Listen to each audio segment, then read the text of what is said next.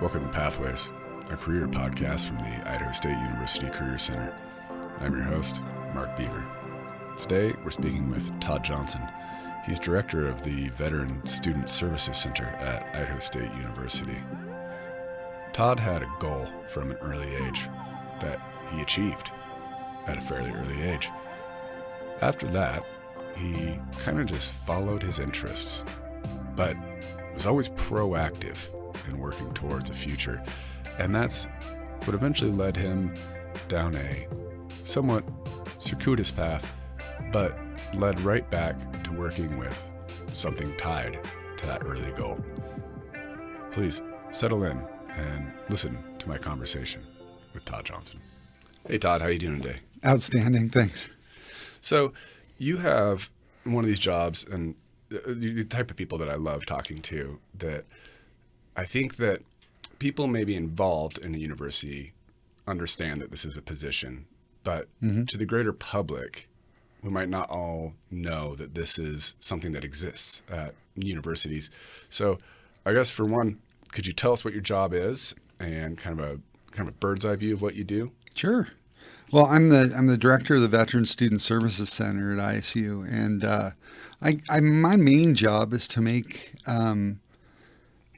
it easier, remove red tape, and create a soft landing for veterans who want to come to school, and some are using benefits, some are not, and we also support veteran students, we also support students who are military connected. So they may be our mom and dad's benefits and want to come here, and they don't always have the same kind of guidance. And so we do everything we can to make the life of our military connected students as smooth as possible. So I'm an advocate, supporter, entertainer, a little bit of everything. Yeah. So what are what would be some of the projects that you do? What's your day-to-day? You were actually talking about something right before we got on the air that you guys had done recently, but I'm just wondering what you do. Well, the main thrust of what we do is to help transition folks into school. So we'll help them with all their GI Bill paperwork, their applications to the university, talk to them about financial planning, talk to them about an academic plan. When a veteran wants to come to school, say use their GI Bill, they've got a limited time to use it in most cases, and it's usually 36 months, and that'll get you a 4-year degree if you're not dinking around and you're on track. So what we try and do is get them to the resources in the Career Center, get some career counseling, make sure that the major they're choosing is applicable to their future goals. We don't want anybody to say, well, I'm just going to do my generals and I'll decide later, because the potential of them losing benefits when they're jumping from major to major is pretty extreme. So we try and get them on task, really looking past the 4 years of college and into a career, so that they will use that time as efficiently as possible. Talk to them about academic preparation, get them to the resource partners on campus, like, if they need disability services or they need career counseling, or if they need the outdoor education center to blow off some steam once in a while, we'll get them hooked up with the resources on campus so that they're as involved as they want to be and using the right resources to maximize their time at ISU. So I would assume that a lot of veterans are fairly efficient. You would assume. But that's also got to be that's got to be a confusing world to navigate. All the paperwork. I mean, even just, you said they only can use their GI Bill for 36 months? 36 months, but if you break it down to a 4-year degree, 36 months will get you a 4-year degree. Right. 36 months of benefit. Yeah. Some come here with a great idea what they want to do, and some come here because they for some reason or another decided not to stay with the military, and they know they have benefits. They don't necessarily know why they want to go to college. They don't necessarily always know what college is about. Right. A lot of them are surprised when they find out that we have a technical school and academic schools. They don't really some don't even realize, I didn't realize that a university was made up of colleges. Right. Yeah. I kept calling it college, and then then I got educated that a college or a university is universal. It's made up of colleges. And we're so blessed here because we've got a technical college with a variety of hands-on opportunities. And then we have 6 academic colleges. So, at ISU, I think you can pretty much find anything you want. It may not look in the exact same package you might find at another school, but we have it. We have at least the foundational information that you can start, then transition on, to a master's degree at a different school or whatever. But you can get a great education at ISU, and I just want to make sure that they're all aware of how it functions, how to manage their time, how to maximize their finances while they're here. A lot of them don't know that they're not only eligible for their GI Bill, which does your tuition and in most cases does your tuition and fees and gives you a little book money and housing money. In addition, if you're based on your income, you can have Pell too, and you're not, that's not double dipping. Use your Pell Grant just like any other student. And so they're surprised how much support there can be here. Yeah.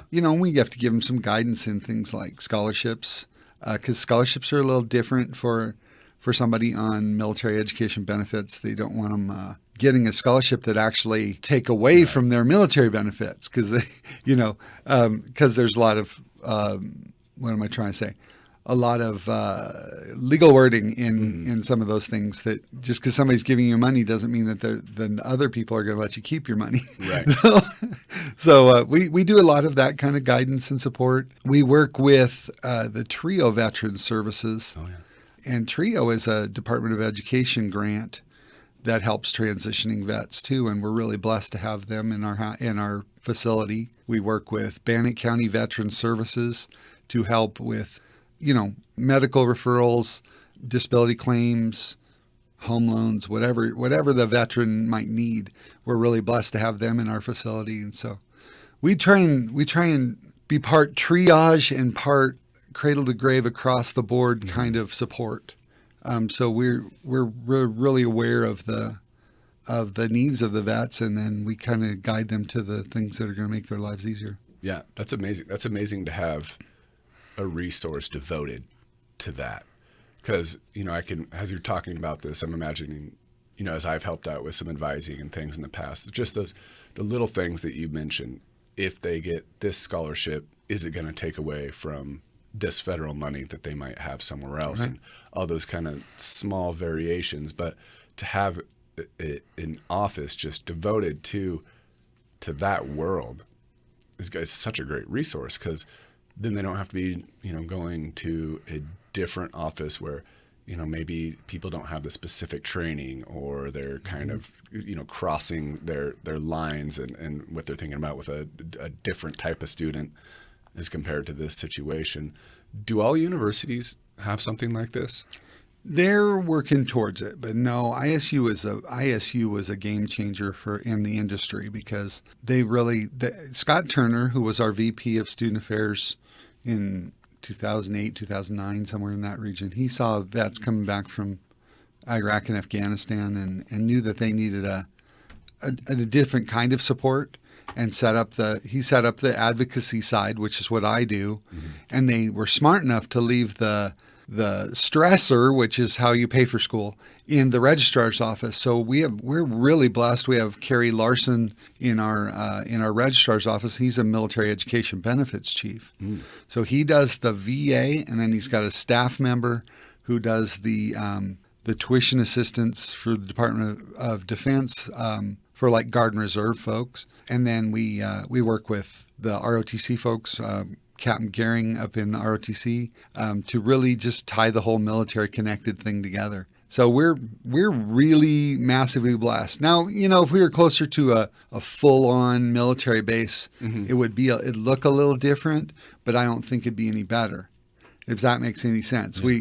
I think that we have applied best practices and built one of the best programs that can be. We've just recently gotten recognized as a military-friendly school, fourth tier military school for tier 2 research institutions. We're number 4, which is, we're number 4. Yeah. So I'm really honored by that. They changed how they reviewed students or schools and gave it a little more credibility than just saying, I'm going to compare Arizona State against Idaho State. They actually gave a little more consideration as to how they review the schools, and it gave us a better level of recognition for the work we do, and we're pretty proud of what we do. So that's pretty awesome. So I can't gloss that over. That's pretty amazing. But another thing, as I was talking to you before, I've worked in the Forest Service and federal government before, and I'm always blown away at the benefits that some military involvement can give someone in their career path, whether it's working with National Guard or anything along the lines. Can you? I guess this is just for maybe some folks out there who are trying to think about ways to pay for college or to enter something like the federal job system. Can you speak to maybe some of those ways that having some military experience or connectedness in various ways might help them along that path? Yeah, and in fact, I want to go backwards. See, when I was in the military, I went in the military in the early 80s, and they had a thing called the Vietnam Era Education Program, VEEPS. I don't know the exact name. But anyway, it wasn't the typical GI Bill that they have now. They have the post 9/11 GI Bill now, which covers all your tuition fees and gives you a housing stipend and those types of things. Well, I burned mine up because it was based on how much you invested in it. I burned mine up in a couple semesters. And there wasn't any other GI Bill out there. No, I agree. I admit I took out way too many loans. I wish it had somebody like me to walk me through the process. But I did realize how to organize my time based on my military experience, how to follow through on a project. See, I was dedicated to being the best kind of achiever I could be, and all those things came out of my time in the military. I sought scholarships. I sought career opportunities was the biggest thing. I always made sure that I was either a TA or a peer mentor, or I was already working as an intern somewhere. I always made sure that that next step was already, the groundwork was already laid. So while I was an undergrad, I was an intern at an alternative school in Denver. And when I graduated, when I transitioned into graduate school, then they employed me. Yeah. And then while I was in graduate school, I started 3/4 time at the career center at the university, so that when I got my master's, I already had a job. I was always one step ahead, and I think that a lot of that came out of the military. Yeah. But what we try and do is create opportunities for students to have, if they still want to have that military connection, we can maintain a relationship with the National Guard, so they can maintain that military culture they enjoy while they're students. We try and get them into the courses that will help them with finance, help them with academic performance.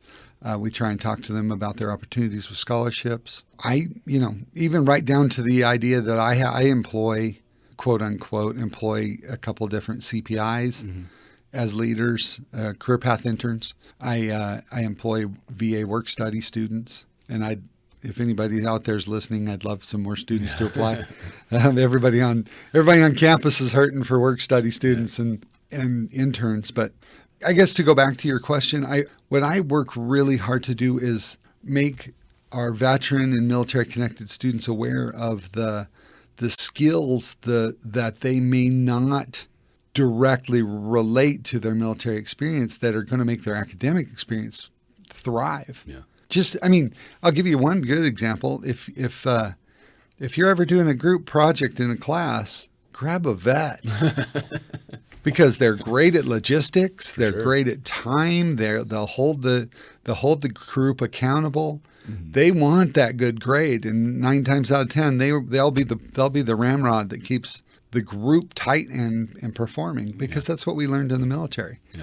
And we're blessed here. We have a lot of Army here. we have a strong strong Marine Corps component. Because Eastern Idaho is so Navy related, you may not know that. We have a great relationship with the Navy because of the Idaho National Lab and the Naval Reactor Facility. There are a lot of phenomenal Navy personnel in this region. We're just blessed. We get across the board. We even get some Air Force. We love them. We tease them, but we love them. We just have such a great cross reference of skills and personalities, and the veteran population is truly a cross-sectional representation of American society. Mm-hmm. And it's a phenomenal population to work with. Awesome. If you're just joining us, we're talking with Todd Johnson, Director of Veteran Student Services Center at Idaho State University. So, Todd, going back a long ways. So it sounds like you'd mentioned a few different things that you'd done. You mentioned your pathway a little bit, but when you were a kid, what did you want to do when you grew up? I wanted to be in the Army. Did you? Yeah. What do you attribute that to? Well, I grew up until I was 10 in Rapid City, South Dakota, and I saw a lot of my mom and dad's friends going to Vietnam, either in combat roles or support roles, and coming home, and I was fascinated by that. Mm-hmm. And then when I was in fourth grade, our local high school in Phoenix, because we moved to Phoenix, did a presentation with their ROTC group. And I was hooked. I loved that. In fourth grade? In fourth grade. Wow. And so I couldn't wait to graduate and go to high school. And our high school treated our ROTC almost like a military school. It was. Obviously it was public high school, but we had a real strong emphasis on the military side of things, which is the only thing I really liked in high school. I knew that's what I wanted to do. I joined the military when I was at the end of my junior year. And I was in basic training 10 days after high school graduation. And I went to the Army Airborne Infantry and got to go to my first duty station in Alaska. I ended up in, oh my gosh, everywhere. I went to North Carolina and to Georgia and to Panama. And, I got to go a variety of different places. Yeah. When you get to go, and I got to go jump out airplanes all over the world. So that was great fun too. Yeah. So how long were you in that, and when did you decide to kind of further your education out of that? Well, it's funny. I was going to re-enlist, but there wasn't a lot going on in the world at the time for an infantryman. I wasn't going to wait around for my war. I wanted to do other things. Mm-hmm. So I got the experience, and I loved it. I still love it. Some days I wish I'd stayed. Yeah. But I got out, and I worked in a backpacking camp. I helped build geodesic domes in the desert in Arizona. I worked in backpacking shops. I kind of just worked all over. If there was an opportunity to learn, I took the job. And about the time there was a better opportunity to learn, I found the new job. And I just was adventuring. And then I found I grew up in a hair salon. My mom was a hairstylist. Okay, and I thought, wow, it's such a cool art form, and you don't have to sell your art. Mm-hmm. It's already sold before the person sits in your chair. And so I went to hair school, and I worked I went to cosmetology school, and I worked in a salon in Aspen, Colorado, and I interned up there so I could ski. Yeah. I went there to ski and cut hair, but mainly to ski. And then when that internship was over, I went down to Denver, and I helped work in a salon in Lakewood, Colorado. And while I was doing that, I just kept getting a bug about learning. Mm-hmm. I found I was, reading between every client and working math problems and all kinds of weird stuff, And one of my clients, who was a photographer for National Geographic, said, "Man, you really have a desire to learn. You should go to college." And I thought, okay. And one day I had a slow day, and that customer service world is ebb and flow. You're either making it or eating Taco Bell value meal, right. Yeah.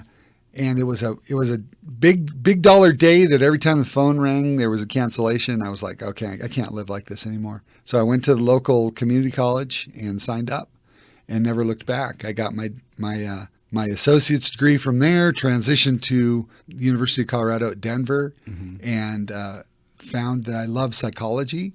I finished up my degree in psychology and sociology, and then I got recruited basically into the counseling program.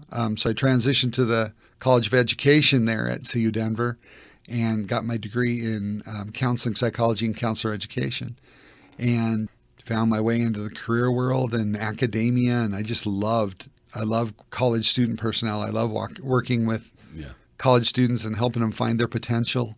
And so that University of Colorado job led me to an academic advising job at Idaho State, which was fantastic. But I got to a point where I was like, I need to move up. I need to do something different.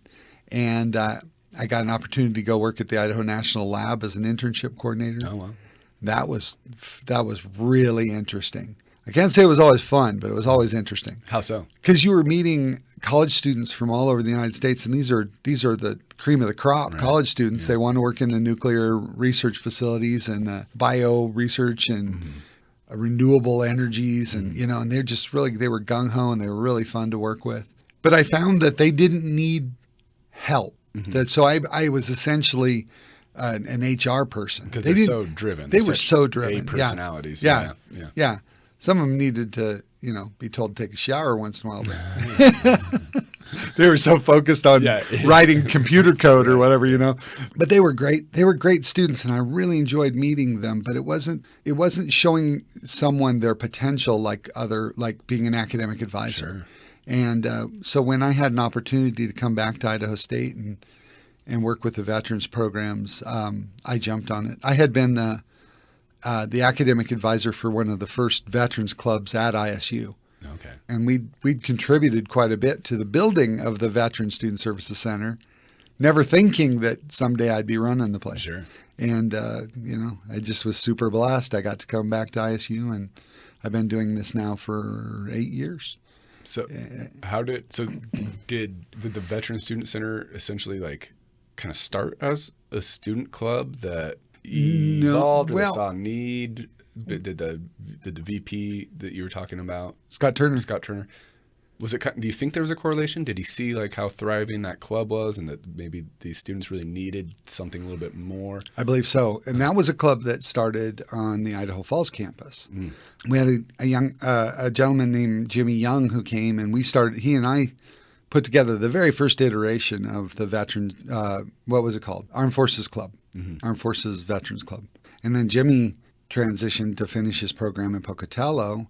So it died for about a semester. And then Dustin Mortimer and Sean Blacker were veterans that just returned from Iraq. And they wanted to start an organization. And it thrived. It was phenomenal. They built, in fact, they were the catalyst for building a memorial on the Idaho Falls campus and getting the flagpole put in, and they even talked to one of the local National Guard officers to land a Apache attack helicopter on campus, and we got to take a lot of pictures. That's where our love for landing helicopters on campus came from, and it is pretty cool. Yeah, and then we've had the Black Hawk land here on Pocatello campus 3 times since I've been here, and that's been pretty fun.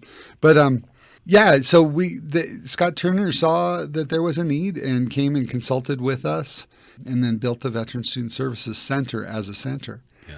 We've had some pretty amazing graduates. I mean, just people that are out there making change in the world. Yeah. We're thrilled at our little contribution into their success. Yeah. Yeah, I brought it up because we talk about the importance of student clubs and organizations. Oh, huge. It's a reoccurring topic that comes up in this podcast is, when people talk about their pathway or how they first got involved or how they first found a leadership role, so much of it comes back to their involvement. But I mean, even taking it to kind of that even bigger picture, right? Not just something you can do on the side to put something on your resume, but you can fill a real need that can end up being established. Absolutely. In perpetuity. So it's really amazing what the possibilities of student clubs and organizations really hold. Absolutely. And student employment. You should be building your resume towards your career while you're in school. Don't wait until after you graduate to start building your resume. I transitioned from the community college where I was a teaching assistant in the bio lab, and I was a biophobe before I took a class, and I found out I loved it.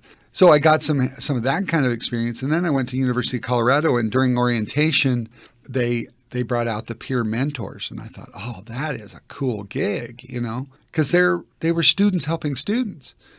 As soon as I could sign up, I signed up to be a peer mentor and got hired, and that was my undergraduate job right up until the middle of my senior year. That's really what guided my whole professional career choice, to work with college students and be in the world of college student personnel, was undergraduate work study jobs, essentially. But in student organizations, I was blessed enough to find Psych High, which was a psychology undergraduate organization. I was a member of Golden Key, which was an academic honors type organization. We have Student Veterans of America. In fact, I'll make a plug right now for Student Veterans of America. We're the ISU chapter of the national organization. And Student Veterans of America is one of the largest collegiate organizations in the United States. It might be the very largest. Wow. And it's made up of vets and military-connected students who want to support each other. And they make change in Congress. They make change for veteran health care. They do all kinds of phenomenal. They're the ones who got the Forever GI Bill, was SVA. So yes, student organizations. If anybody's listening out there that want to know how to propel their future career forward and feel more connected to their university, join student organizations. And not just join, but participate. Yeah. So we usually close up. I ask the guest if they have any advice for career seekers out there. You kind of just gave some, but do you have anything else that you'd like to impart to our listeners before we close up? Yeah, I think the biggest thing that I'd like to impart to anyone is don't be afraid to ask. If you have an interest, if you see an opportunity and you're not exactly sure how to get involved, just ask. You know what we learned in Psych 101 that people get more pleasure out of helping someone than being helped. And so you ask somebody to come alongside you, to mentor you, to guide you, or even just point you in the right direction, and they get a reward out of it as well. I mean, some of my favorite memories are mentoring someone, not being mentored. Mm-hmm.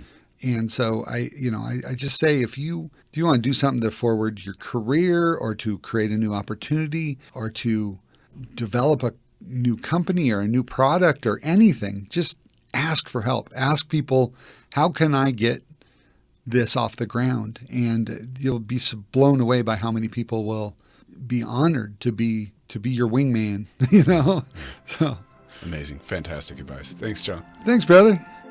And that was my conversation with Todd Johnson. What I loved is how after he's done with the military, he really just kind of followed his interests.